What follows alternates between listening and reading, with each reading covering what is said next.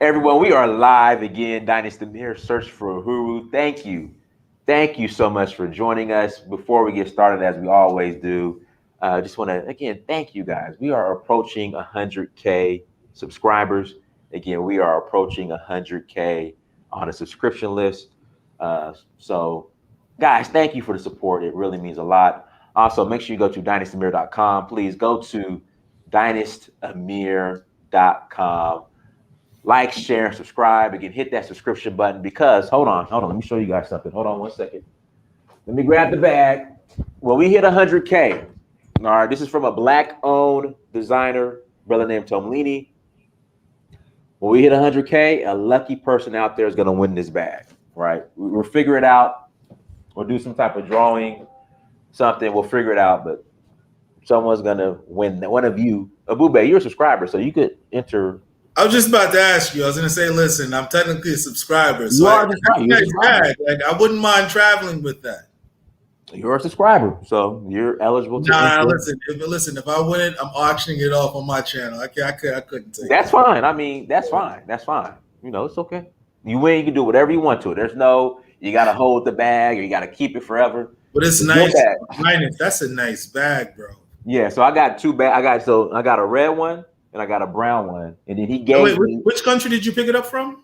So the brother's name is Tomlini, Tomlini. And he's based in the UK. He's from the islands. He's based in the UK, and so he makes these. So even if somebody doesn't win, but they want that bag, where can they get it? I think Tomlini.co.uk or Tomlini, which is TOMLINI.com. One of the two. So you guys can go cop the bag, but you guys can win this one. Like I said, when we hit 100,000, I got that. Then my brothers from Lead Wallet gave me around $200 worth of crypto. Well, right now, it's crypto, so it fluctuates. So I think it's down right now. But he gave me 2,000 coins. When he gave it to me, I think it was like at $200 or 20,000 coins, something like that. I got it here. So you guys can win that. And then you'll get a postcard from me. I'm going to send you guys a postcard. So you got some prizes, guys. You guys got some stuff on the line. Shout out to Waku, Rangu. I think sister's Ugandan, from Uganda or Kenya, I think. Shout out to you. So you guys have the opportunity to win some prizes, family. You have the opportunity to win some prizes. Go to dynastymirror.com. Subscribe, join the email list so you guys can stay up to date. And then we have, I can't wait, you guys. I'm sorry, Wasu. I'm sorry for murdering your name. I apologize. But we have, we're leaving Monday. So I'm headed to Chicago tomorrow. All right, so tomorrow I'm headed to Chicago. I'm going to give me some Harold's chicken. I'm going to eat Washo. Thank you. I'm sorry. I'm going to give me some Harold's chicken and some good food in Chicago. Then on Monday, we're headed to Sierra Leone. I'm taking about 16 people. And what passport are you traveling on to go to Sierra Leone? My Salone passport. I'm traveling on my Salone passport. Donis, that's an important fact. You got to let them know. Yeah. I'm traveling on my Salone passport. And I'll go to Nigeria. I travel on my Nigerian passport. So we're leaving on Monday, headed to Salone, taking about 16 people on the tour. The Africa is My Therapy tour, celebrating the 60th anniversary of Sierra Leone independence. And 3 of the people should be receiving their Sierra Leonean citizenship.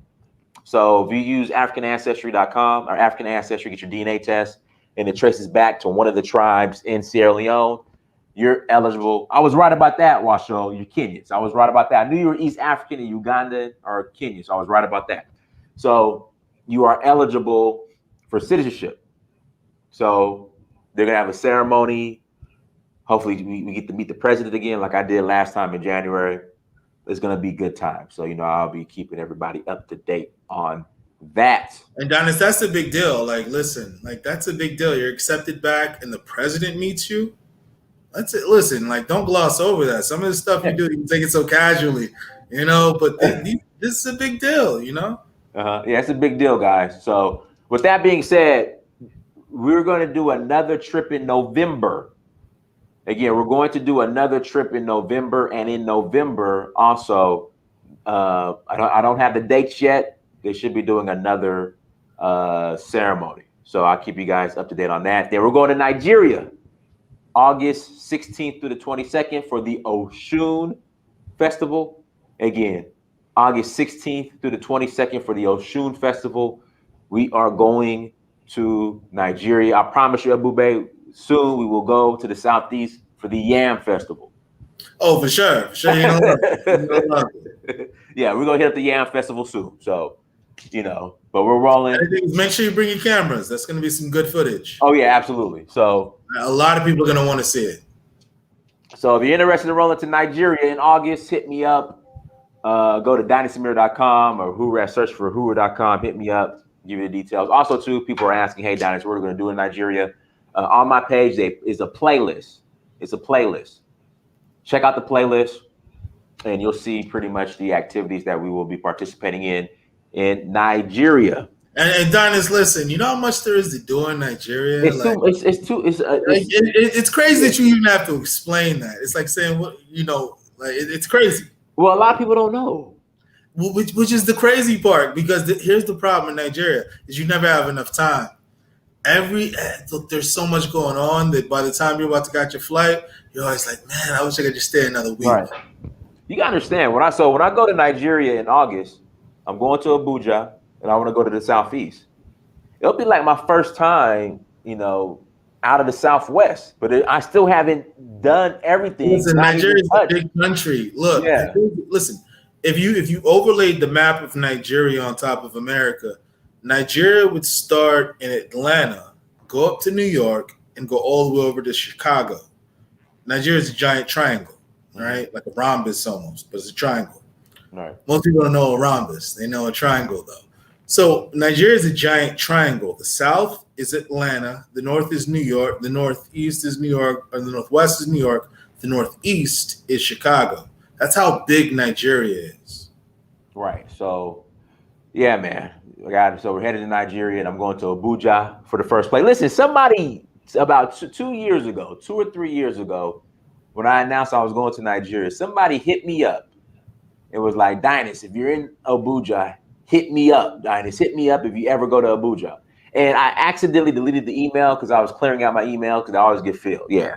If you're watching this, okay, if you are watching this, hit me up, man, because I'm coming to Abuja. I'm coming in August. I'll be in Abuja. The thing is, Dynas, look, you're gonna like Abuja. Abuja is like, here's the thing, like Lagos is like, Lagos is where you're gonna really see everything. But Abuja is like a breath of fresh air, right? You land from the airport, you make that left, and then it's on the Nnamdi Azikiwe Umar Yar'Adua Expressway. You take that down all the way to the main city. Once you get into the main city, you pass City Gate.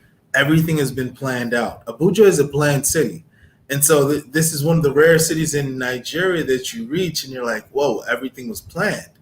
And you're going to love Abuja. The only problem is that you're going to want to live in Abuja and visit Lagos. See, right now, you love being in Lagos and its environment. Yeah. Just outside of Lagos and a showboat and everything. Yeah. Once you get to Abuja, you're really going to love the fact that they learned from all of the problems that were in Lagos and fixed those preemptively before the city developed.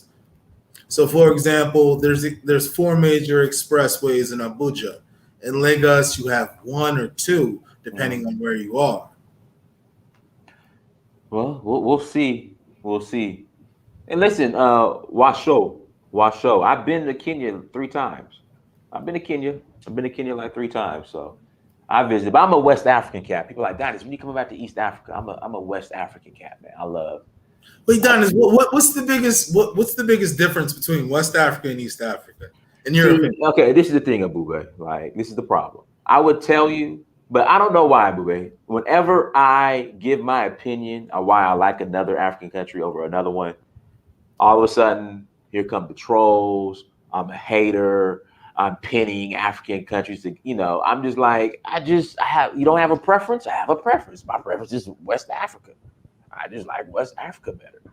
and they just get mad. But I just prefer West Africa. But the thing is, not that your energy fits in West Africa. Yeah, exactly. I'm a West African. I would say this, Washo and any East Africans who are watching this. When I say East African, I'm really talking about Tanzania and Kenya. And listen, Donis, much love to East Africa. East Africa is great. Like, Africa can't function without any of its sides. So East Africa is great, but everybody has their preferences. But shout outs to East Africa. I would say, I want to watch my words carefully. Oh man, here we go. West Africa, I get more of that. Oh, God damn, how can I say? God, man, I want to watch my words carefully. Take time. I see you're very measured. Yeah, I'm trying to strategize how I'm gonna say this. I just got more of that, and this is flavor that you listen, Donis. That flavor that you wanted to feel. Flavor I wanted to feel that I got way more of I know this is vague and abstract, way more of an African vibe in West Africa. All right, well, I think that settles it. Donis Samir said it, so that settles it. Yeah, but I know it's like, Donis, listen, look, it depends on what you see. Here's the thing. Everybody in their mind has what they perceive to be as Africa. Right. And so they're looking for that. So wherever you find it is where you find it. So now some people go to Zanzibar and fall in love with Africa, and they'll live in Zanzibar for the rest of their life because Zanzibar is beautiful. Some people go to Nairobi, some people go to Addis Ababa and say, you know what, this is where I want to be. So it's wherever that your soul attaches to, because at the end of the day, it's only one life, and you got to go where you feel is the best. But shout outs to East Africa. It's so I'll give you an example. I love to wear my traditional garbs when I'm in Africa. When I'm in Nigeria, people are rocking it. Well, in Nigeria, it's the default. Like if you want to go anywhere and look nice, you wear your trad. That says a lot about you, Right. So in Nigeria, Benin Republic, Togo, anywhere in West Africa. Everywhere in West Africa, except for I'm trying to think which country I was in that really didn't wear it. Not so much as Sierra Leone. No, Sierra Leoneans wear their trads. Like no, not so much as Sierra Leone in Liberia. Not so much as Sierra Leone in Liberia as far as the traditional Okay, I can see that. Yeah, not so much as Sierra Leone in Liberia as far as the kaftans. The traditional kaftans and all that. Like Nigeria, Benin, especially Benin Republic, that's all they wear. Togo, and not so much Ghana. Senegal, definitely. It's crazy. Like in Ghana, sometimes the presidents in Ghana wear suits, which is different because at the end of the day, in Nigeria, the presidents don't wear suits. We wear our traditional. Like, if you're Igbo, you'll be in Isiagu. If you're Yoruba, you'll be in Agbada. You'll wear what is your nation, your ethnic's clothing. Because at the end of the day, a suit like this, it's another man's clothing. So it's just interesting to see African presidents wear suits to address their nation as opposed to their traditional garb, which I think is personally better. Well, I think I want to say, I'm trying to think, just about every West African country or African country outside of Nigeria, they wear suits. Well, maybe they need to take a page out of Nigeria's book and start wearing because at the end of the day, look, where you're from is where you're from. You should be proud to wear your culture because at the end of the day, that's your culture. So you should express it. The president, if anybody, should be expressing their culture and rather than expressing another man's culture. Kareem, you're right. In Gambia, you're right. Gambia, that he wears his tradition. The president of Gambia, they wear their traditional. Oh, the president of Gambia, of course, always wear. Look, Nigeria, Gambia, Burkina Faso, Niger. There's a lot of West African nations that wear their traditional clothing because that's how it's supposed to be. Truly, there's maybe 4 or 5 presidents in West Africa who wear European wears, which I personally think they shouldn't do. They should wear their traditional garb when addressing their nation because at the end of the day, in your nation is where you're supposed to be the most comfortable expressing your culture. All right, yes, sir. So for people who do not know Mr. Ebube, go ahead and introduce yourself. Shout out your page as Yeah. well. All right, it's like Dinus. We've been going back and forth, just talking like it's just me and I you. know, right? Yeah, we got Right. it. Yeah. But for everybody watching, make sure you subscribe here to search for Uhuru. This is one of those channels that you're going to be watching for the next 10 to 20 years. It's a great channel. So for those who don't know me, my name is Ebube Okoli. I'm a Nigerian-born, American-trained attorney and geopolitical analyst. I'm also the host of Up Close and Center. So if you haven't subscribed to Up Close and Center, make sure you go over to Up Close and Center and subscribe. You'll know when you're there because the logo looks like this. The circle is black and the lettering is white. I'm into geopolitical analysis, and I'm here to teach Africa how to retain and take power that's normally provided and supplied to those who are wise enough to take it. So make sure you go to Up Close and Center and subscribe, and you should enjoy the content. So it's great to see everybody. It's been quite some time. I know, right? It's been a minute. It's been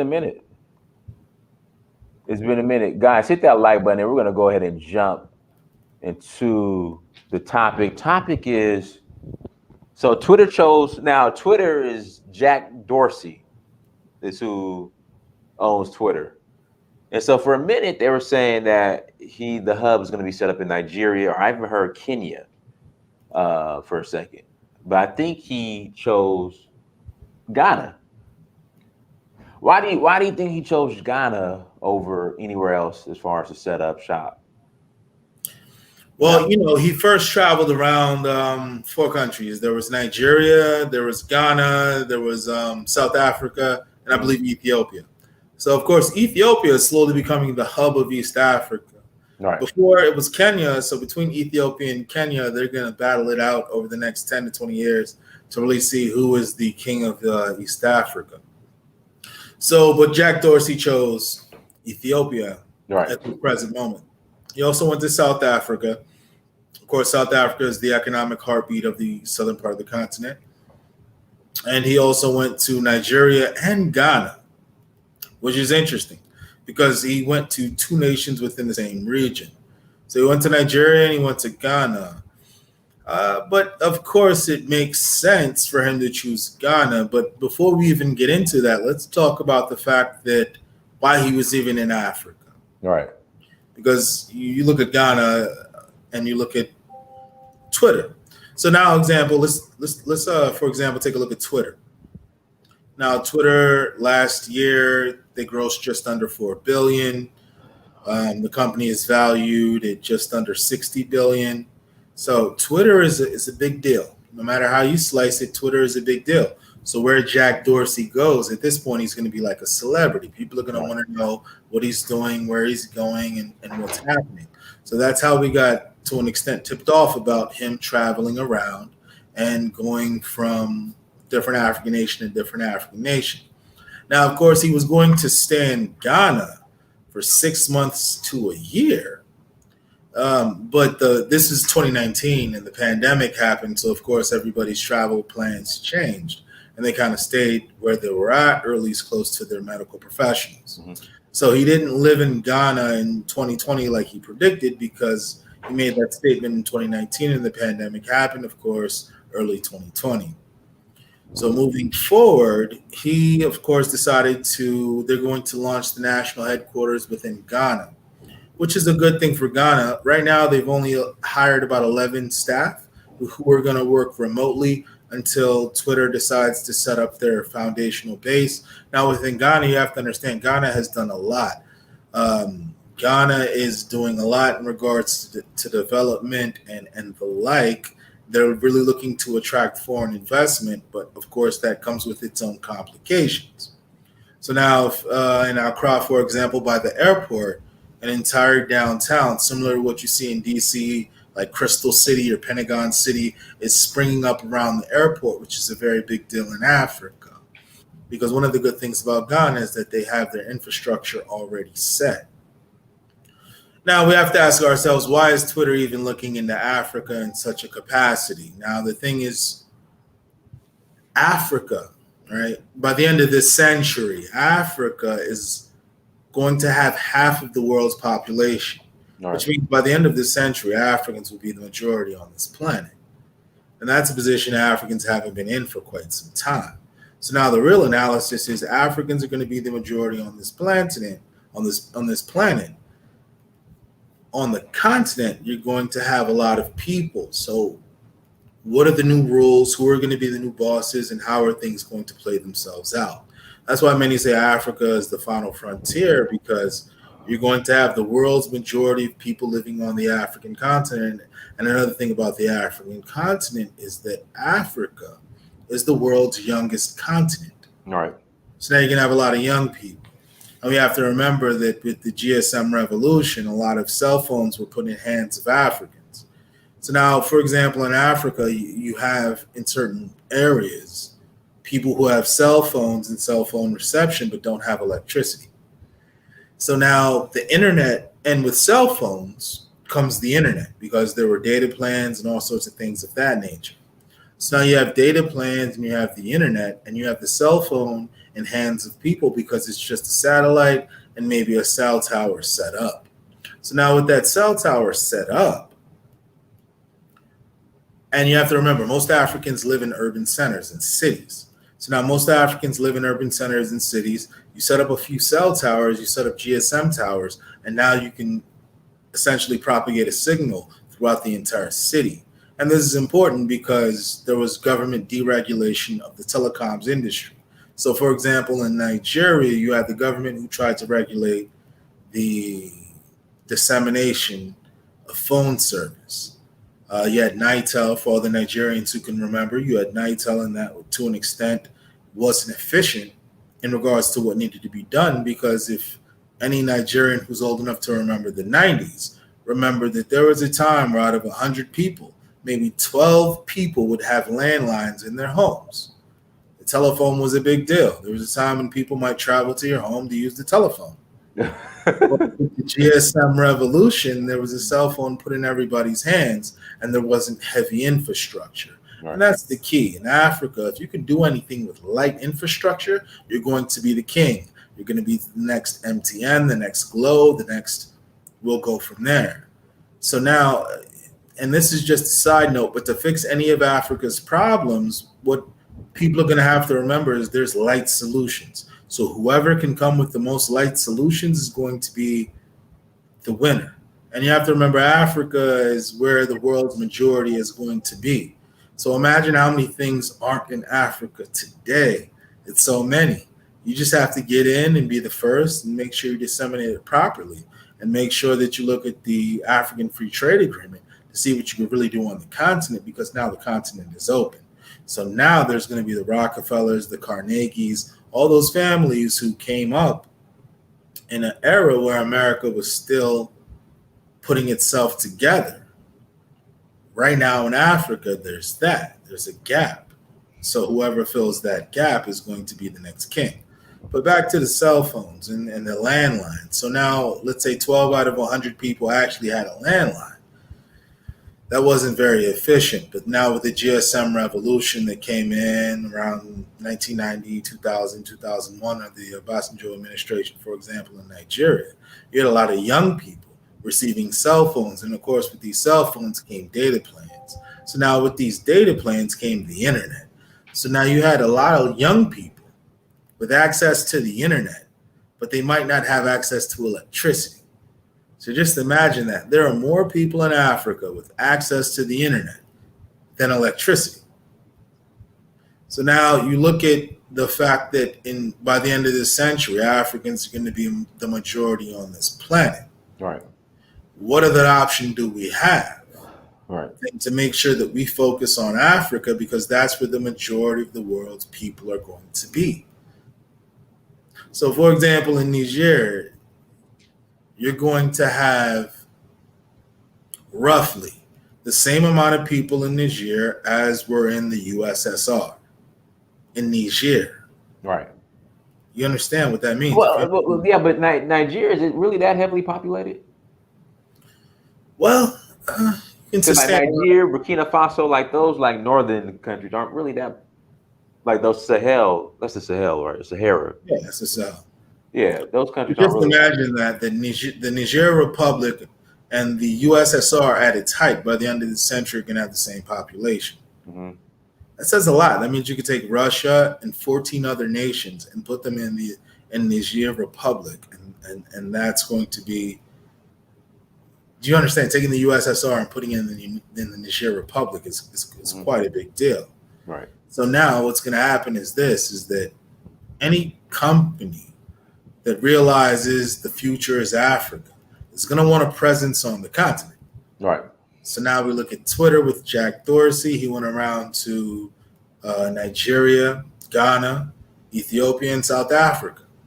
And out of all those places, he decided that Ghana, of course, is where he's going to set up. He actually wanted to be there for 6 months prior to the pandemic. But, once things calmed down a little bit, he went ahead and decided that Ghana was going to be the place where they're going to build their regional headquarters. And of course, if you go in Accra, you go by the airport, you see what they're building. Amazing infrastructure. Ghana is doing extremely well. And this is good. For the longest time, Nigerian jollof has been so much better than Ghanaian jollof that it's good that they get a victory. But I love all my Ghanaians. But the thing is this, right? Right now they've advertised 11 positions for things that range from marketing to engineering, and all of the positions are remote, which is great because you have to realize that most African youth have access to the internet. And so if most African youth have access to the internet, the way the pandemic has made a lot of jobs and positions go remote, because at the end of the day, if you're going to be in an office working on a computer, you can be at your house working on that very same computer. So now they're offering their first dissemination of jobs remotely, which is amazing, because now they're promoting the remote culture, which is something that's going to grow in Africa within the next 5 to 10 years. You're going to see a crop of jobs and opportunities in West Africa that are remote, in Africa as a whole, I'd say. Guys, again, hit that like button again. Please hit that like button. Now, see, this is the thing though, Ebube. When it comes to tech in Africa, like at first it was somewhat Kenya, but Nigeria is leading in that space. So why have that? Why have the hub in Ghana? Well, you have to remember that there's how would we put this? Economies of scale, right? So you have Nigeria, which has 200 million people presently. And Nigeria, by the end of the century, is going to be looking at being at around a billion people, just under a billion people.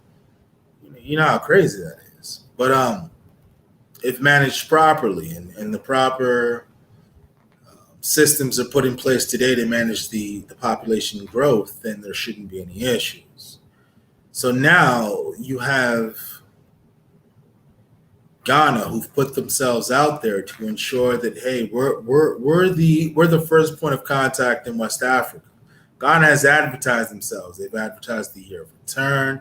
Ghana has put a lot of money into marketing themselves. So right now, you have to realize too, Nigeria is in a current situation where, let's say you look at NSARS, right?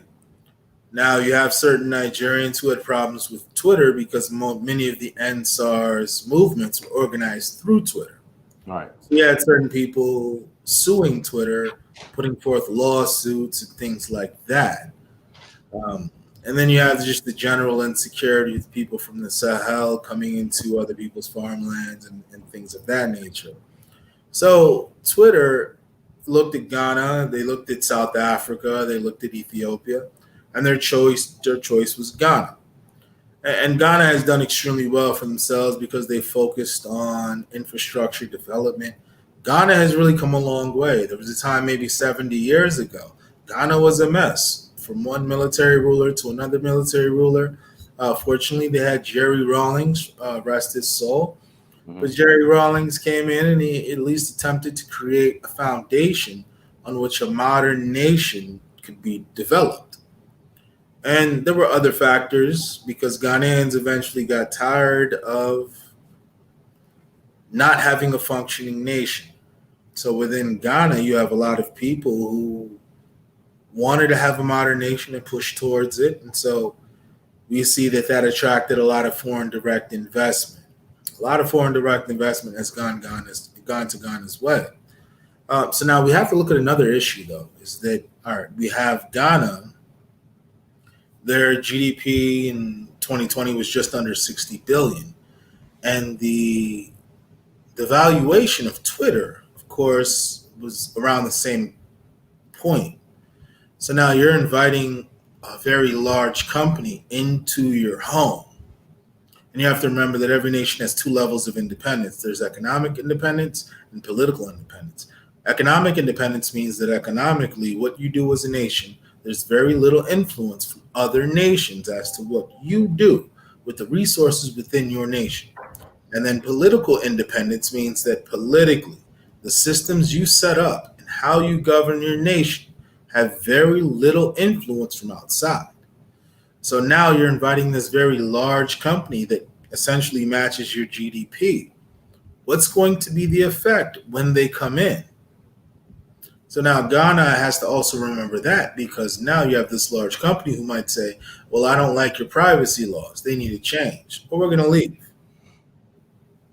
So now you can see how the economic can control the political. Guys, hit that like button again. Please hit that like button as you come to the chat room again. Please hit that like button as you come into the chat room. Everyone, once again, thank you so much for joining. What we'll do, we'll open up the lines here in a second. But send me an email if you want to call in, Uhuru at search for Uhuru.com. Uhuru at search for Uhuru.com. Again, open up the lines here in a few minutes. Uhuru at search for Uhuru.com. Ebube, do you think Nigerians are salty about Twitter not coming to Nigeria? Well, you have to remember too. There's Microsoft, Facebook, a few other companies that are based in Nigeria. Every company can't be based in Nigeria, even though we as Nigerians would like everything. Right. We got more than other African countries. So if another company decides to go somewhere else, we have to remember that the African Free Trade Agreement is still in effect. So anything that comes to the continent, we as Africans have access to. And another thing too is that the positions that Twitter offered are remote. However, they're asking for people who understand Igbo, Yoruba, and Hausa. So of course they're targeting the Nigerian market because you have between 30 to 40 Nigerians on Twitter. So now you have the large of a percentage on Twitter. Of course, you want to understand that market. So now the Nigerian market, of course, is going to double. You might have 100 million. Within the next 30 years, Africa's population is going to double. So now for every country, if there's 10 million users, within the next year, it's projected there's going to be 20 million users. So Nigeria has between 30 to 40 million users. And let's say we double that amount. So now you're looking at just short of 100 million users. That's a big deal. Guys, again, hit that like button. If you want to call in and ask a question, email is Uhuru at searchforuhuru.com. Uhuru at searchforuhuru.com. Again, email is Uhuru at searchforuhuru.com. Uhuru at search for Uhuru.com.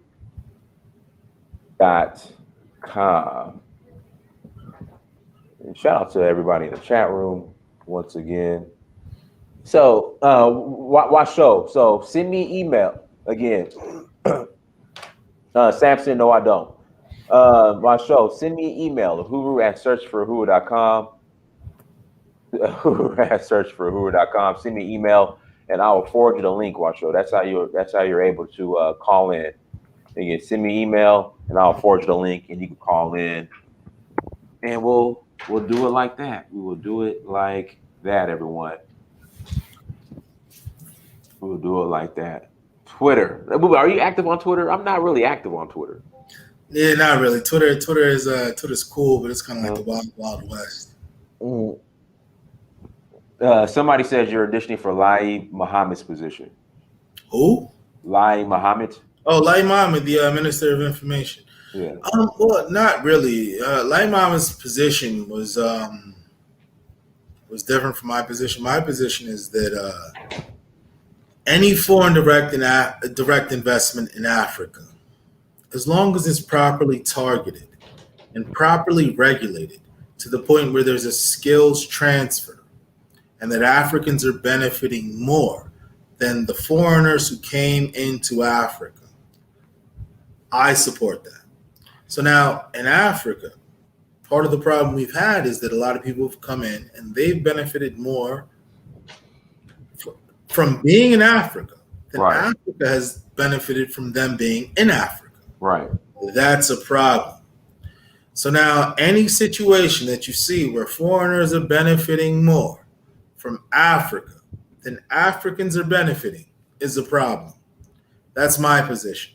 I'm not sure that was Abdullahi Muhammad's position, but my position is that anybody who comes into Africa, Africans need to benefit more because that person who's coming to Africa to exploit an opportunity can be replaced. You can always find somebody new to come in and exploit an opportunity, but the opportunity is static. Therefore, the person with the opportunity is in the power position. So whoever made that statement, I don't think they've been listening to me properly because I properly articulate my positions.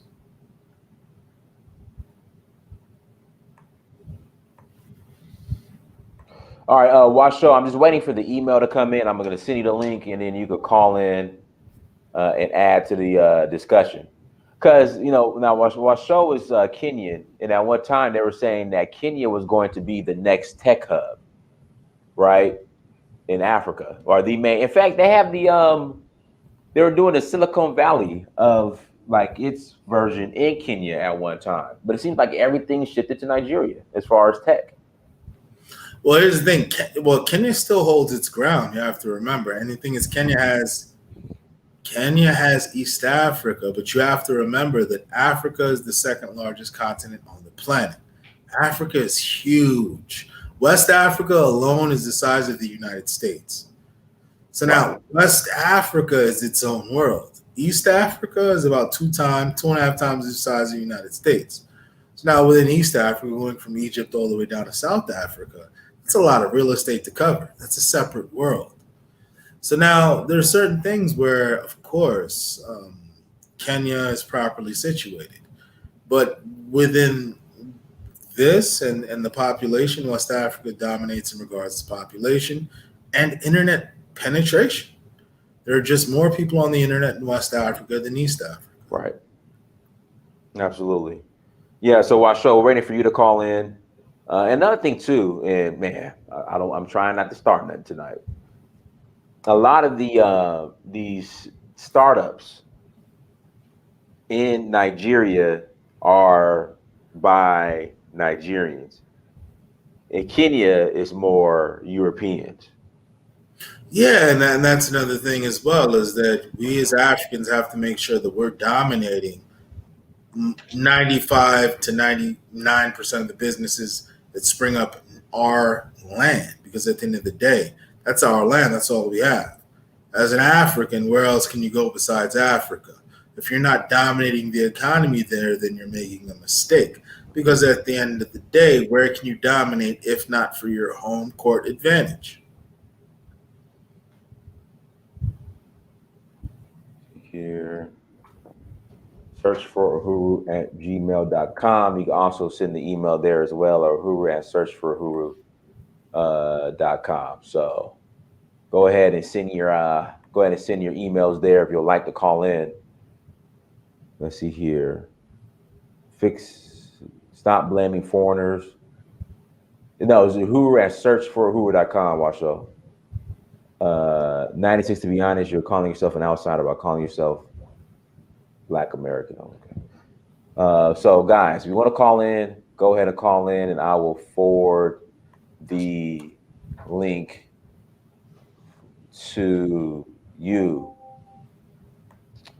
And guys, a couple of announcements. Rolling to Sierra Leone, leaving on Monday. Looking forward to that. And then Nigeria, if you'd like to roll to Nigeria with us in August, hit me up. Go to Uhuru at searchforuhuru.com or dynastymirror.com. Hit me up and I will forward you the link and you can roll to Nigeria with us. Ebube, tell people, share more about your channel, Up Close and Center. All right, so now if you go to Up Close and Center, you're going to see it's geopolitical analysis, and actually in-depth geopolitical analysis focused on the African continent. Because for too long, nobody's really given the African continent its respect. Anytime you've seen a documentary on Africa, it's about a warlord or people starving or something negative and ridiculous. But nobody's actually respected Africa to the point where they said, you know what, let me give Africa the type of geopolitical analysis that you see when analyzing anything else. And so I said, all right, I'm going to be the first person to actually give Africa quality geopolitical analysis with the same level of respect that everybody else gets. So if you haven't been to Up Close and Center, make sure you go ahead and go subscribe to Up Close and Center. You'll know when you're there because you'll see the black circle with the white lettering. So check out the content. Most people like the content. And if you have any comment, go ahead and leave it in the comments section. Oh, here we go. All right, emails finally came in. Here we go.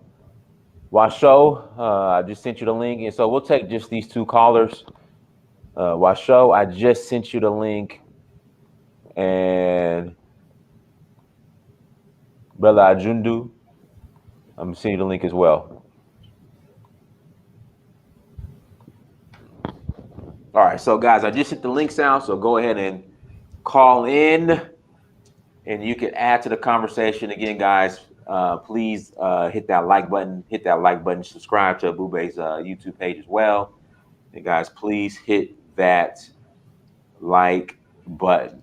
Somebody was saying in the East, there's climate change in Southeast Nigeria. The climate changing? Well, in all of Africa, there's climate change because you have sea levels rising and you have different things like that. And to an extent, that's what triggered Echo Atlantic City, because the Victoria Island was essentially going to be washed into the ocean unless they raised the sea level. Right. So through Africa, you have climate change that's happening. All right, Ebube, this is where I really disagree. I'm not in a position to call in, but I love to. Well, I just sent the link out to a couple people who want to call in. Hey, T-Mark, go ahead and call in. Let's have a discussion. I really look forward to having a discussion with you. If there's anything that you disagree with me on, let's have a conversation and go from there. So, guys, go ahead and call in. Oh, you know what? Somebody just brought. Okay, let me address this. So, you got Twitter, right? Yeah. Big platform. Ghana. Africa, you know, we have this whole right now like LGBT and Q and all that. Now, Ghana is illegal. Do you think Twitter might get some pushback for setting up? You have to look at it. You have to look at it like this: every nation has two levels of independence. There's political and there's economic. Right. So now, political means that you, as the people of that place, run the political process. Economics means you run the economics. Right. And you have to remember that economics sometimes has an effect on the politics. So now if the economics has an effect on the politics, you have this company that's worth, just under 60 billion, entering a country with a GDP of just under 60 billion. Mm-hmm. So now you have to ask yourself, what type of effect is this powerful company going to have on our political independence? So if they decide to say, hey, look, we need this law changed, or we're leaving, but then what are you going to do? You're going to change that law. Nah. Hopefully, the political independence will be able to be maintained. Mm-hmm. And that's the hope. Right. But you're inviting a very powerful guest into your home. Washo, you need to connect your speaker and your headset or whatever so we can get you on. And then I sent the link out to somebody else. So Hey Don, it's just one moment. Let me turn off the. I got playback in the back. Let me turn that off. Okay, okay, no problem, no problem. Guys, hit that like button again. Please hit that like button as you come to the chat room.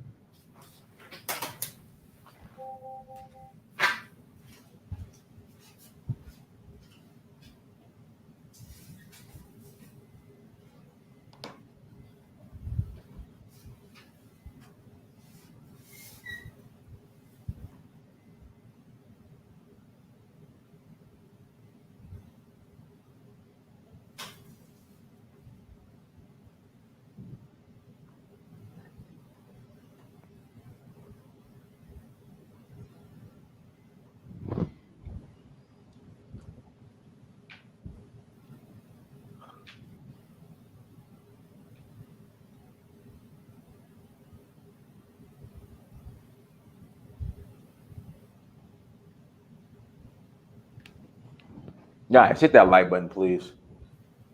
Let's see here.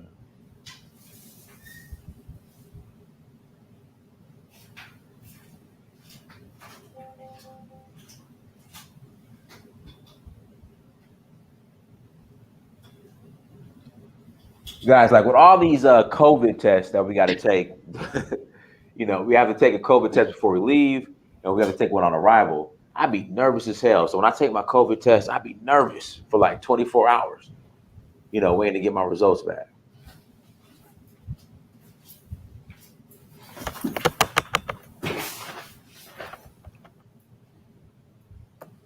Now, Ebube, now in the chat room, whenever we have conversations like this, especially dealing with Nigeria, we get the Nigeria is going to split soon argument. What are your thoughts on that? All right. Well, now, what factors would cause Nigeria to split? Right. See, here's the thing. If every administration that came into Nigeria said, let's build a country where everybody's carried along, there's no marginalization, and we're going to be competitive among the world nations. So here's the thing. Everybody's waiting for Nigeria to wake up. Nigeria has everything it needs to be one of the top 3 to 4 nations in the world. Mm-hmm. It's India, it's China that hasn't woke up. Okay, what's going to wake Nigeria up? And you have to remember, Nigeria is a civilization state. You have different kingdoms and empires put inside one nation. Right. And the nation was essentially given to the constituent members from the outside. So right. The outside, essentially everybody from the inside said, okay, let's agree to be in this nation, but how are we going to proceed? Are we going to proceed as a nation that's going to be competitive among our peers? Or are we going to be somewhere that doesn't have electricity, good schools, good roads, good hospitals? What are we going to be? Because we have the potential to be anything. Now, once you don't reach the potential that you're supposed to be at, it's only natural that the people are going to say, listen, I got on this bus from DC to New York, and we're all the way in Pittsburgh. This isn't where I intended to be. As a matter of fact, I'm better off by myself than staying on this bus and continuing to deviate from where I'm supposed to be. So now you look at Nigeria, which is a civilization state, and you see that the constituent members who are on the bus are saying, you know what, let me off. I can do better by myself. And that's an unfortunate situation because at the end of the day, if we were truly committed to a vision, we would be very great and we would be ahead of where we are right now.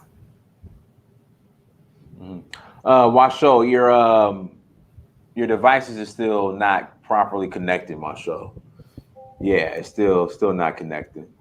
I'm sorry, but yeah, Washo. What we'll do, Washo, we'll wait about a minute or so for you to come on. But yeah, like I said, you're having some technical difficulties over there. All right, she said, give me a second. My browser keeps blocking. Let me try my laptop. Okay. All right, so we'll wait a couple seconds. Let's see what we got here in the chat room. They got Domino's they have Domino's in Nigeria. It's like you get the Domino's and the Cold Stone connected in Nigeria. Yeah, I think they're part of the same franchise here. Yeah. I love Cold Stone. At the end of the day, though, is in regards to what we need in Nigeria right now, is we need something comprehensive. It's going to make sure that all of the problems are fixed, because we can't continue in the manner that we're continuing. So we need to go ahead and make sure that we figure out how we're going to move forward, because at the end of the day, if we're going to move forward cohesively, we have to know how we're going to do it and why we're going to do it, and we all have to be dedicated to that vision. Without a vision for our nation, then there's no point of having the nation. So what we really truly need is a vision. Like they've tried in the past with Vision 2010, Vision 2020. But what we need truly is an actual real vision that everybody agrees to and buys into. Yeah, so the Domino's and the Cold Stones in Nigeria are connected. They got KFC in Nigeria.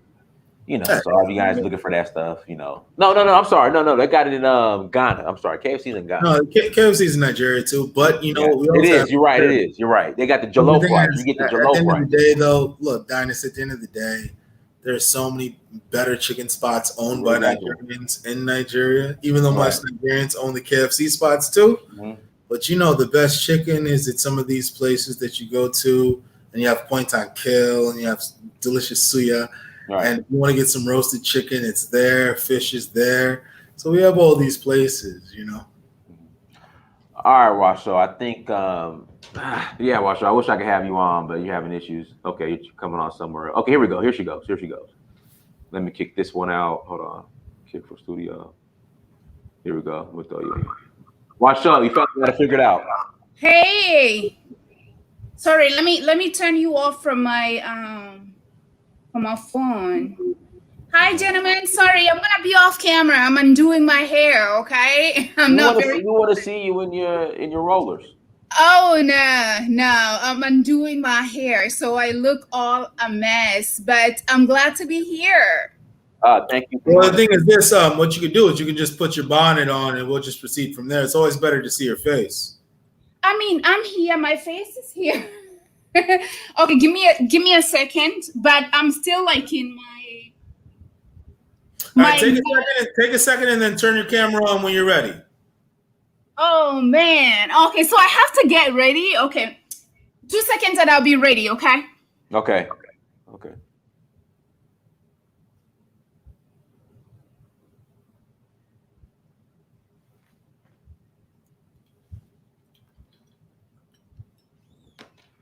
So I said Twitter will promote ratchet behavior and LGBTQ issues every day. Yeah, that's what they're doing now. So. Well, I mean, the thing is, at the end of the day, you invite this large company into your house. You have to understand what this large company is about. Right.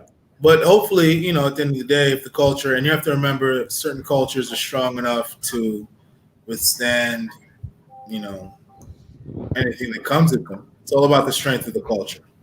Right. All right, Washo, we waiting on you, sister.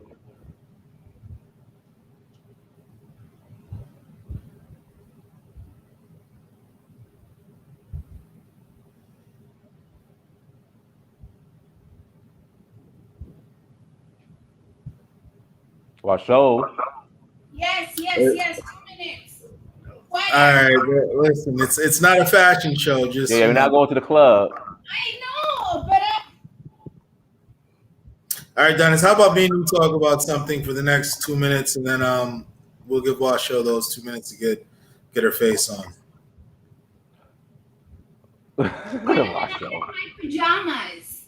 Okay, and all right, Washo, listen, just try to get on camera, because you know there are people watching this. Right. Yeah, that's what I'm saying. So I'm done dressing up. I just need to make my hair a little decent. No, just put on a bonnet. Just put on a bonnet. Let's proceed, please. Yeah, I'm just looking for a little decent. I'm ready. Ifa Dara, I think you got playback in the background. If you could turn off. Okay. Ifa Dara, go ahead, bro. Oh yeah. What I want to tell your guest is that Ebube, right? Is that the name? Yes, the name's Ebube. Oh, okay. Well, how are you doing? How's everything? Pretty good. Well, my name is Fadari. I watch your program all the time. I'm from Nigeria myself. I'm Yoruba. Hmm. What's Um, that? Oyo State. Oh, Oh, yo, yeah. Okay. very Yeah. powerful empire. You know, there's a very deep history. Yes, yes. From Ibadan. So yeah, Divaldo. Okay, I've been there. yeah. So basically, what I want to contribute is that the way Nigeria is presently constituted, right? They have terrorists in power right now. The people that are ruling Nigeria at this point are pretty much terrorists. So When you you have say the terrorist, minister. what do you mean? Okay, so you have the minister of communication. His name is Ali Stop and proper. Pantami. Yeah, Ali Pantami. Pantami. It's been proven that he has links to Al Qaeda, ISIS, and Boko Haram. Before we continue, the views and opinions of our guests isn't necessarily the views and opinions of In Search of Uhuru. Okay, go ahead. No I problem. So yeah, I gotta give a disclaimer. Okay, go ahead. so that's basically, and he's the minister of communication. I'm not sure if you're aware of the NIN, the NIN registration that has to be done right now in Nigeria. Is If it's not to not. cut you off, is that the new where we have to get new SIM cards? Yeah, yes, that's it. Right. That's it. So this guy, Ali Pantami, I mean, he's been proving. There are videos online, while he was, talking about his allegiance to Boko Haram, to Al Qaeda. He said, actually, what's his name? The guy from Osama bin Laden was a better Muslim than he is. So anyway, so what I want to contribute is that these people in power currently, the fuller elites in Nigeria, are one, they are carrying out ethnic cleansing agenda. Two, they are pretty much overrun by terrorists. And I mean, this is something that we know in the South, especially in the Southwest. They are in our forests. They are So killing. let me ask you a question. What's the solution? Well, to me, the solution, what we've proposed, right, is that in the What's the solution? What is just the clearly sol- what's the solution? well, there are two solutions. One is restructuring, right? Nigeria is a multi-ethnic society. You don't, operate a parasitic unitary system in a multi-ethnic society. So the fundamental problem that Nigeria currently has is a problem of incomplete decolonization, right? And this problem is When you say incomplete decolonization, what do you mean? what I mean is before the British came to Nigeria, you got all these independent kingdoms that existed pretty much as independent nations. The British you know came. what? Here's the thing. You have to remember that in Nigeria, what we have is we have the Sokoto Caliphate, we have Enri, we have the Benin Empire, we have the Nupe settlements, we have the Chikun settlements, the Tiv settlements, we have the Oyo Empire. And what we truly need is a system where everybody has to say, and there's no one group that can monopolize the system over the other constituent members of the state. And currently, we have a situation where everybody is rushing towards the federal government because at the center is where you control everything. And so now we're reaching the point where, okay, if you hand over the center to somebody that we don't necessarily agree with, all of us will rise up and say, wait a minute, this is ridiculous. And the only reason that you have this power over all the constituent members is because the center is so powerful. Exactly. So because the situation you have in Nigeria today. So now, for example, the solution to that would be what? Maybe de-evolution of powers from the center? Which is something I've always advocated, because at the end of the day, if you look at Nigeria when it was truly successful, we were successful as regions. And so now when each region is given certain autonomy based on their traditional African empires, So always look at Nigeria and say, if we really want to proceed, the youth need to put Nigeria into a certain position where every ancient African empire, now we can group up with other empires within Nigeria to say, all right, we're going to move as this block, or we're going to move as this block. But everybody's respected because their input was respected. And so now from there, you can proceed. But that means power is devolved from the center. So when I say what's the solution, I always say devolution of powers from the center is the only thing that can fix Nigeria. Because if you're unwilling to devolve power from the center, what's going to happen is this. If power isn't given, power is taken. So you're going to have groups who rise up and get armed and say, listen, the only reason you have power over me is because you have a gun. I'm going to go get a bunch of guns, and then we'll see who really has power when you come to my backyard. That is correct. Okay, let me answer your question. So what's the solution according to you? My solution is devolution of power from the center. Okay, so I have two solutions. And we also have to remember, too, that we have to get to, is it Wachu or Waku? None of those. It's Washo. Washo. Very Like different. going to the show. So after Ifadare, we're going to go directly to you. But Ifadare, the question to you is this. My solution is devolution of power from the center voluntarily. Because if it's not voluntarily given, what's going to happen is that it's going to be forcefully taken. And once it's taken, then everything has fallen apart like a house of cards. So my question to you is, my solution is devolution of power voluntarily. Okay. What is your solution? I have two solutions. One is that civilized people around the world, they've used what I call the principle of regional. They've used regional principle to solve the problem of incomplete decolonization. So what am I saying?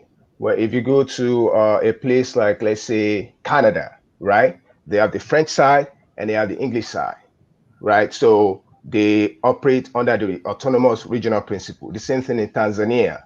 In Tanzania, you have Zanzibar, right? And then you have mainland Tanzania. So they pretty much, confederate under a regional principle. Nigeria used to have that back in the 60s. That was collapsed, but that it has to be brought back and it has to be optimized. How will it optimize? So now the question is this: how is that going to be brought back? How is regionalism? Because the thing is this: everybody's been fighting for regionalism since the 60s, right? Since the Arboria Accords, you had people fighting for regionalism. Regionalism was denied in regards to being implemented, and what was implemented was essentially power being concentrated in the center. And the question is this: how do you go about devolving power from the center in a way where everybody agrees? Because at this point, it seems like everybody's ready to go their own way. Exactly. So the thing, though, is that the Constitution, the 1999 Constitution, that's not a constitution. It's a military decree. That is not a constitution because it was written by just one, by the military cabal. So that constitution has to be, revisited, has to be revised. So it has to be a regional constitution. So they have to go back to the regional constitution. So that's one solution, which is to go back to optimize the regional, principle, which is the Yoruba will have their own region, the Western region, the Southwestern region. The Igbos, they have the Southeastern region. The Hausa, they have the Arewa region. And then we all come together and confederate. That is the system they need to have. This unitary system, the central planetary unit system they have going on right now, will never work. And Nigeria will implode if they keep maintaining this parasitic unitary system. So that's okay. So I understand. So that makes plenty of sense. The regional system, where every region is basically acting, it's like the United Kingdom. That would work very well for Nigeria. And the thing is, look, it's up to the youth like you and I to understand the issues of the nation and make that happen. Because at the end of the day, it's good for us to have discussions here, but we have to make sure that we galvanize the youth of everywhere else to make sure we have a workable system, or else there's not going to be a country like that in the future. And that's what it's looking like. But Washo, You look like hey, guys, 1 second. Can we keep it about I guess tech? I mean, we got another show on, shit. Like, in fact, I'm the one that brought that up anyway. I read it in the chat room, but we could do another show on as far as Nigeria and its should it go back to a regional system versus the centralized system it has now. So, but watch show. Go ahead. Oh, however, much as we are discussing, the tech part of it, I think the political, which I agree with Mr. Ebube, correct? Yeah. Yes, ma'am. That part, I agreed with you 100%, that you have to have a political system that agrees with the economic system.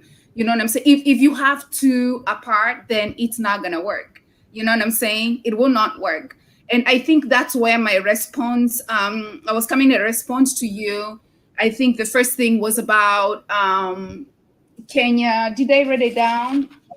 About why Kenya, why Twitter did not choose Kenya, correct?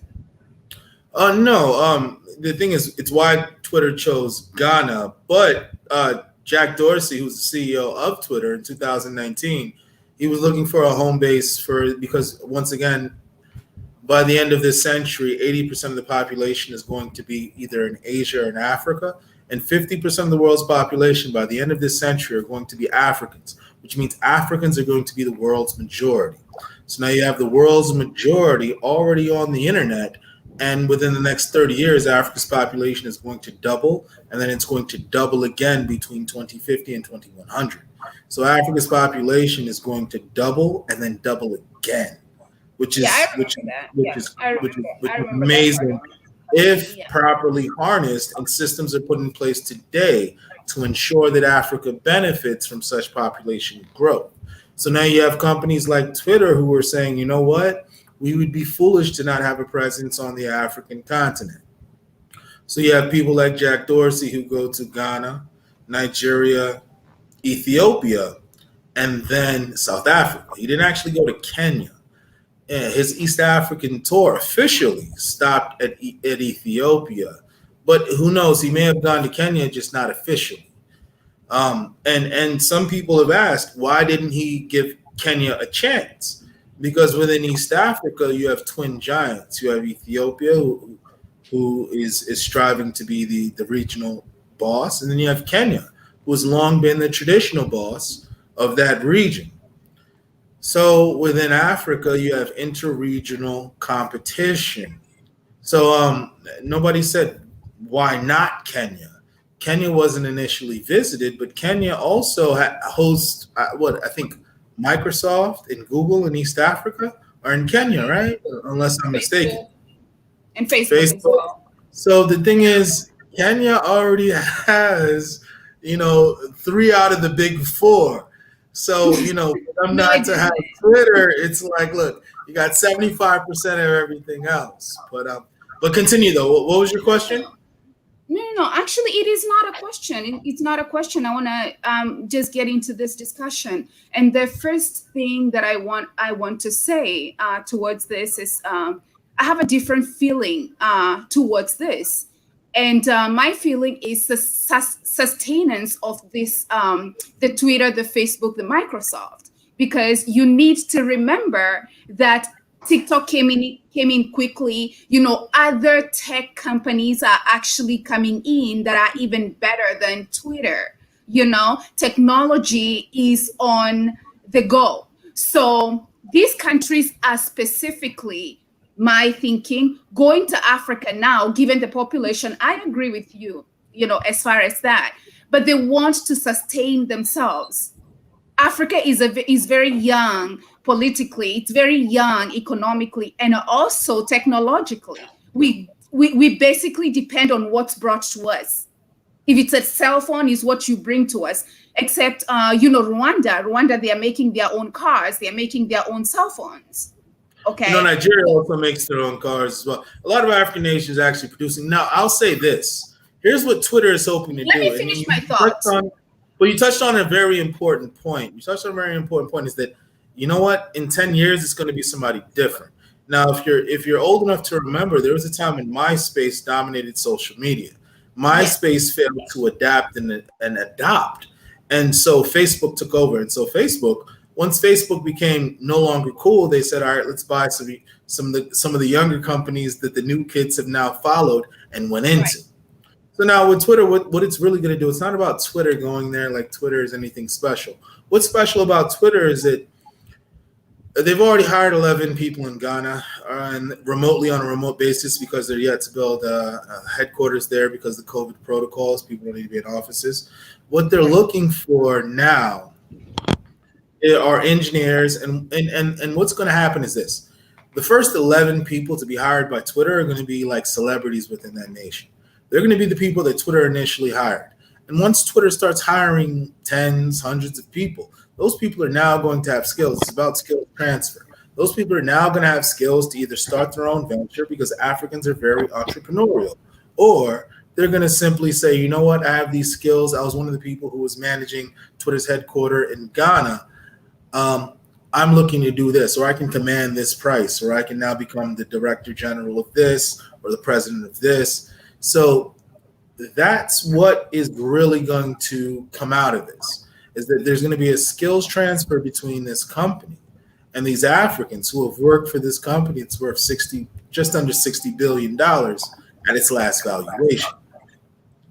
So that's really what Africans are gaining from, is the lead engineer for Twitter in Ghana is going to be a big deal for the next 20, 30 years, even if he goes to another company or even another country.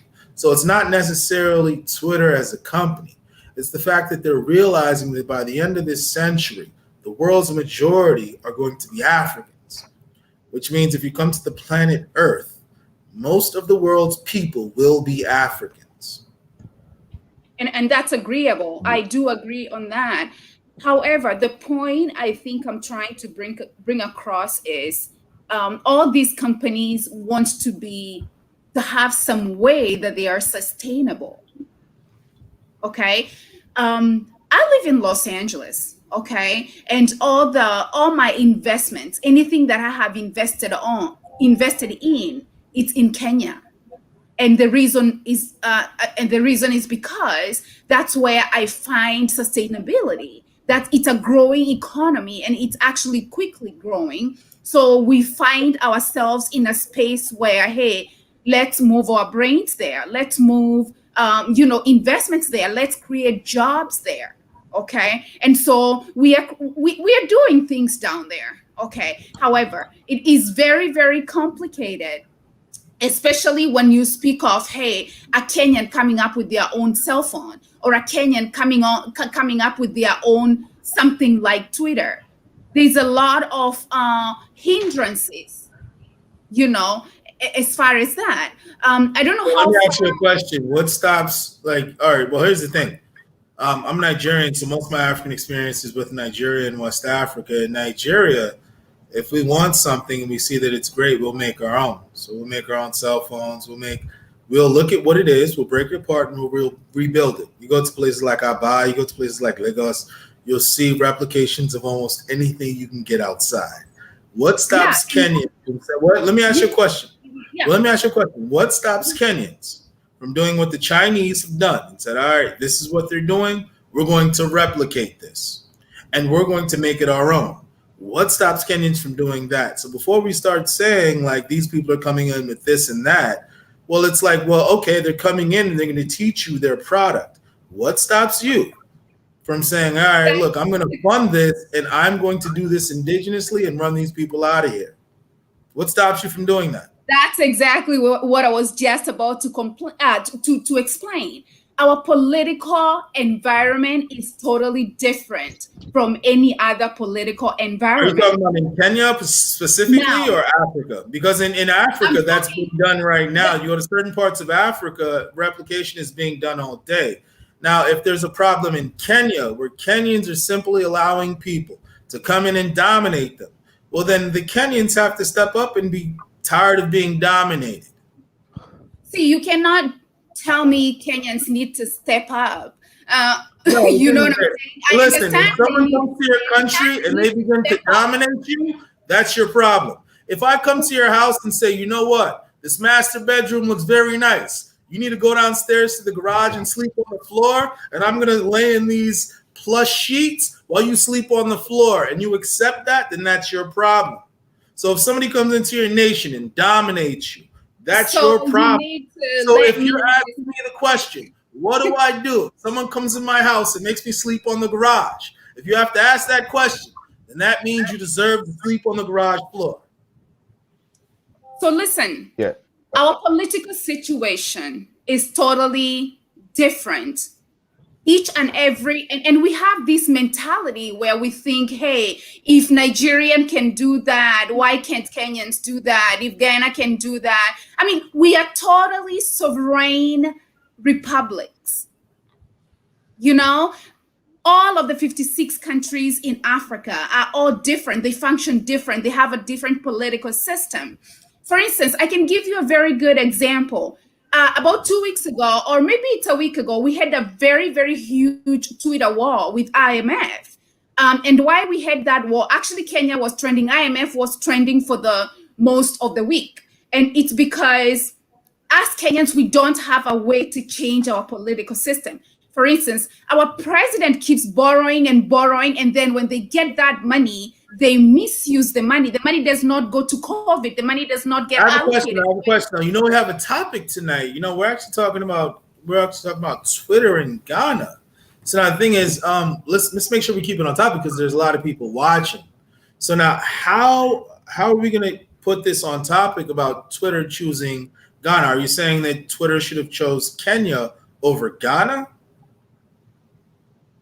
No, I feel it's okay. I'm happy for Ghana. I'm happy for Ghana. I was actually here to explain why I feel they did not choose Kenya. And that's what I'm explaining about our political situation. The thing is, there's a lot of reasons, but to keep it concise, and in a sentence or two, why do you believe that? All right, well, here it's two-part. I'll put it like this: is that Kenya wasn't initially visited officially. The four countries that were visited were Nigeria, Ghana, South Africa, and Ethiopia. So now the question to you is this: what factors do you believe led to Kenya being excluded from Twitter visiting? Well, I think, maybe I can ditch off the political because I feel like you're not understanding what I'm trying to explain. But my people would understand. I'm sure there's some that are listening to us. The second thing that I think is it's because there's competitiveness. Definitely, I'm happy for Ghana, but I think there's a lot of competition. For instance, if you look at infrastructure, and I think you spoke about this, our infrastructure is still very, very young. We are still building roads. It's still taking me a distance that's supposed to take me. So not to interject, but I mean that's pretty much all of Africa outside of like maybe South Africa when it comes to infrastructure. And in fact, I would say Kenya's infrastructure is probably much better than Nigeria. I would say Kenya's infrastructure is much better than the majority countries in West Africa. Yeah. I think from visiting Ghana, I think they are much, much better. Really? I think it's better infrastructure-wise, especially your airport. I mean, especially the airport, because that's usually the first thing that you see. Well, you know, Ghana has spent substantial money to create the airport city in Accra. Because, of course, that's the first impression people get when they visit your place. And so if you go there, it's almost like Pentagon City in Washington, D.C. You land and then you see a bunch of tall buildings. But the question is this, right? Why do you believe that Jack Dorsey, when he went to the 4 African nations, he excluded Kenya? And then my question, the second part of that is, why do you believe Kenya? If you do believe that Kenya would be a better host for Twitter, why is that? So those are the two questions. Oh, good. I believe Kenya definitely would be a good host for Twitter because we do have a lot of, I think, very educated people with no jobs, you know. So what are they educated in? What are they educated in? Tech, computer science, anything. And we don't have jobs. I'm here in America because I could not get a good job in my country. You know, What did you study? I What come was, from a what was country your with field of only study? one. What was your field of study? Oh, I'm in research, and I'm also a nurse. Okay. I'm in public health research. It seems like the medical field is actually pretty big in Africa, like medical supplies and things of that nature. No. Actually, my parents had a problem with me studying, becoming a nurse and becoming a researcher because I had done well in school. So Kenyan parents usually dream for us. So my parents had dreamt for me to become a doctor, a lawyer, computer science, all those things. But nursing is nothing that they could think of. So we have a lot of people with that kind of education. And they're in the street. Okay, but the thing is this: is if they're doing nursing and things, that doesn't necessarily correlate with the positions. For example, the Twitter advertised. Twitter is looking for more engineers, computer scientists. So nursing is slightly off from that. But the thing is, okay, let's say in Kenya there's a lot of that would be good as well. However, with this particular company, they chose Ghana. So now in them choosing Ghana, there's a lot of people. So for example, Nigerians, some of us are saying, well, why not Lagos? Because of course it's one of the 7th largest growing cities, one of the top 10 largest growing cities in the world. A lot of people were saying, why not there when you have 30 to 40 million Twitter users, which is larger than the population of Ghana. But you have to look at the enumerated reasons that Twitter said they're going to Ghana. They said that the free speech, they said the dedication to democracy. These are all of their enumerated reasons. They may have reasons that they decided in the boardroom, in the back room, that we don't necessarily know about. But these are the reasons that they put forth publicly. So now with them saying dedication to democracy, and the like, we have to focus on those things. And we have to speculate about what went on in the background. Now, Kenya, of course, Kenya has done a lot of good strides, and I hope that Kenya continues in the future to move forward. But let me ask you this one question. And let's do this. Let's start closing out as well. So we'll close out in about 9 minutes. But Ebube, go ahead and answer your question, and Washo respond. My question to you is this: let's end on this note, because we have to congratulate Ghana, because a victory for Ghana is a victory for all Africans. Right. What is it about Ghana that you believe that Twitter chose to headquarter there? That's the question. I feel that there has to be a beginning, okay? And just their presence in Ghana, I feel it's an opening. It's like a door for the rest of the countries. Like, I know the Facebook CEO has been visiting my country so many times. You know what I'm saying? Microsoft, they've been visiting my country a lot. But just the whole idea of having Twitter in Ghana, I feel that it will be the hub, and then they're going to branch out from there. And I am telling you, maybe we can bet on this. After Ghana, in the Eastern Africa, it will be us. Nairobi. It will be Nairobi. That wouldn't be too much of a surprise. That wouldn't be too much of a surprise. Nairobi is very developed. Kenya has a good ICT infrastructure, good road network, good electricity system. I wouldn't be surprised. And I actually hope that more foreign direct investment comes into Kenya. I also hope that Kenyans are able to capitalize and make sure that they own and put themselves in a position to dominate the foreign direct investment, to make sure that it benefits Kenya more than anyone else. I hope all the foreign direct investment, Kenyans dominate it and eat off of it more than anyone else. Can I just jump in quickly? Yeah. So Ifadera, go ahead and make your. No, hold on 1 second. Ifadera, go ahead and make your last comment, and we'll pass it to Washo, and then Ebube, you can close out. Go ahead. Oh, okay. So basically, what I want to say is that, well, everything boils down to politics in Nigeria. Twitter is not going to come to Nigeria, and we shouldn't be expecting any FDI in Nigeria anytime soon. Why? Because the country is not secured at this point. That's number one. Number two, the government, is making unfavorable, policies. For example, there was a time they said they wanted to shut down social media, right? And, the youths, they had to protest to prevent them from doing that. Number two, that now they ban cryptocurrency in Nigeria, right? So you cannot fund your cryptocurrency with your wallet. So all these unfavorable government policies is why you will not see FDI in Nigeria anytime soon. So Nigeria, as it's presently constituted, if it's not restructured or broken down into micro states, it's going to implode. So people need to know that.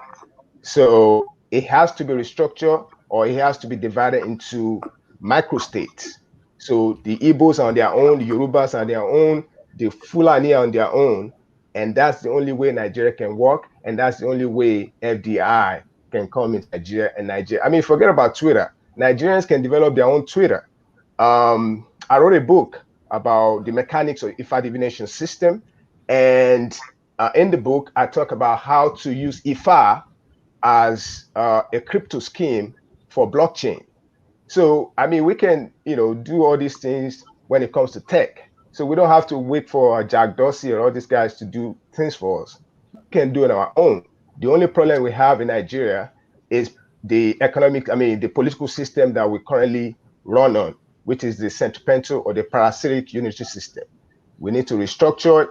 We need to make sure it's divided, because Nigeria has to operate under a confederacy, or it has to be divided into ethno-linguistic microstates. And that's the only way Nigeria is going to make it in the future. Otherwise, it's going to implode. I appreciate it. But Washo, go ahead, Washo. Yeah, so I feel like these are very, very important topics that we don't even have time for. And I feel like I'm not being listened to at the same time. So my closing remarks would be, I'm happy. I'm happy that that Twitter chose Ghana, but at the same time, we have to remember that the point that I've been trying to make over and over and over, which is what I think IFA touched on: the political system, the policies, who wants to benefit, because majority of the time when these companies come to Africa, the top notch, our president, all these big people are the ones who want to pocket the money, and this becomes very unfavorable for the companies that are coming in to sign us in. And you will find that they decide, if they come in, they decide to set the rules, and that most of it will not settle well, with the people on the ground, when they are coming up with all these, agreements. So I think the political environment can be one of the things that was maybe not very favorable, for Twitter as far as Kenya. And then, but I mean, we have the brains. Like I said, we have people that have degrees and very educated people right now that are cleaning homes, that are back, to gardening, that are back to doing farming. A lot of them. If you can ask me, I do run a microfinance. Kenyan women came together and we ran a microfinance in Kenya. The people that we employ are more qualified than majority of the people I work with at UCLA. So that's what I'm saying. The political system, the policy environment is what robs us all these gifts. Kenyans can come up with a lot of stuff.